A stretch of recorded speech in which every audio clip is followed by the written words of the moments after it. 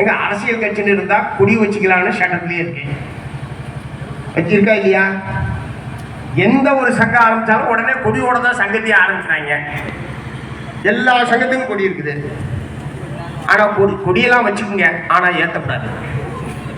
அப்படியே ஏத்துறதா இருந்தாலும் உங்க வீட்டுக்குள்ள ஏத்திக்கணுமே தவிர தெருவுல அனுமதிக்கவே முடியாது. அதான் அந்த தீர்ப்பு. என் வீட்டுக்குள்ள ஏத்திக்கிறதுக்கு ஒன்றை ஏத்திக்க நான் அனுமதி கேட்கணும்.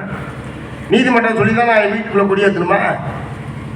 ரெண்டாவது, மக்களுக்காக இருக்கக்கூடிய அமைப்புகள், மக்களுக்காக இருக்கக்கூடிய கட்சிகள் மக்கள் மத்தியில் அந்த கொடியை ஏற்றாம அவன் வீட்டுக்குள்ள ஏத்திக்கிட்டா என்ன தீர்ப்பு இது?